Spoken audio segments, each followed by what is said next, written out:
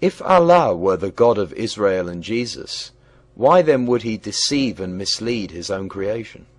We have so far investigated most of Muhammad's characteristics based as usual entirely upon the Muhammadan records themselves, that invariably have shown him to be the exact opposite of what the Muhammadan scholars do their best to deceive both the believers and the unbelievers.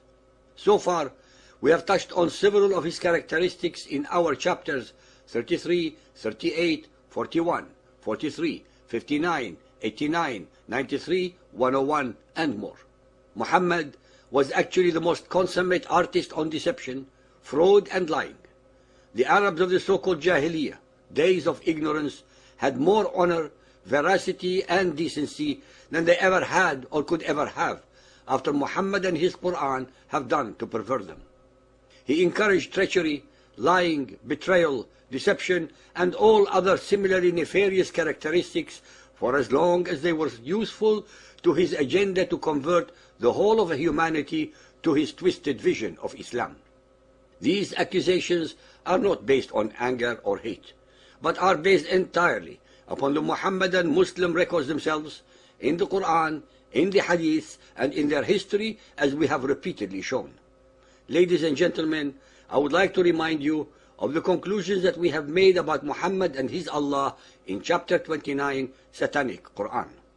In fact, every letter, every word, every ayah, verse, and every chapter, surah, in the Quran are the product of Muhammad's personal thoughts and imaginings, his own alter ego, cleverly projected into the unsuspecting mouth of Allah, the supreme pagan rock god of Mecca, embedded into the corner wall of the Kaaba, called the Black Stone. All the major players in the Quran, Allah, Gabriel, and Satan, are actually one and the same, Muhammad himself.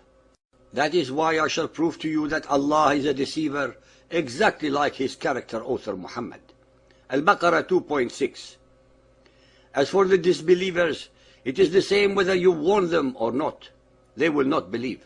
Allah has set a seal upon their hearts, upon their hearing, and a covering over their eyes. There is a great torment for them. The disbelievers will not believe because Allah had already predestined them to be so. Allah has set a seal upon their hearts, upon their hearing. They are not at fault, since they have had no choice in the matter. Yet, the allegedly merciful and compassionate Allah nonetheless sends them to eternal damnation in his hell. In fact, Allah's predestination is the ultimate form of deception. Al-Baqarah 2.9. They deceive Allah and those who believe, but they only deceive themselves. An-Nisa 4.142. Surely the hypocrites strive to deceive Allah. He shall retaliate by deceiving them. How is it possible from both the intellectual and theological points of view to claim that mere human beings can deceive Allah if Allah is the God of Israel and Jesus? These verses reduce Allah to a mere petulant child perpetrating schemes and deception upon his own creation. This depiction is pure blasphemy. Al-Ma'idah 5.41. Whomever Allah was to deceive, you cannot help. Allah does not want them to know the truth because He intends to disgrace them and then torture them. It is a pathetic belief system if its God, Allah, conspires and deceives His own creation, and then without mercy, morality, or justice, have them consigned to eternal tortures in His hell. In fact, the verse above is pure idolatry, to give human attributes of deception, scheming, and plotting to any divine entity. Al-Anfal 8.30. Remember how the unbelievers plotted against you, Muhammad. They plotted, and Allah too had arranged a plot. But Allah is the best schemer. Ibn Ishaq 3.23. I am Allah, the best of plotters. I deceived them with my guile, so that I delivered you from them. What kind of a God would extol the failings of mortals, such as deception, scheming, plotting, and counterplotting? What kind of a God is so immoral and unjust as to consign innocents to the tortures of his hell? Are these verses not blasphemous when applied to any supreme creator? Al-Ra'd 13.27. Say, Allah leads whosoever He wills astray. Does the reader need any more unambiguous statements asserting the predestination of mankind? If mankind is predestined, what for is then the need for religion? And if there is no need for religion, then there is obviously no need for prophets or for Satan. Hence, there is no purpose for Muhammad or his Quran. Al-Ghafir 40.32. Any whom Allah causes to err, there is no guide. That is how Allah leads the skeptics astray. Muhammad's Allah, being a reflection of his own character, is full of deception and betrayal. Al-Tahrim 66.1.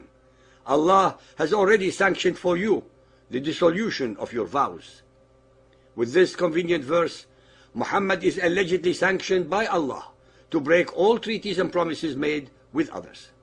I can go on reciting further such abominations, but will not, because I would prefer our listeners to investigate them themselves and then tell us what they think. Ladies and gentlemen, believers and unbelievers, again and again and again, the hadiths paint a disgusting and unholy but truthful and factual portrayal of Muhammad's Allah. Even in the 21st century, 1400 years later, nothing has changed.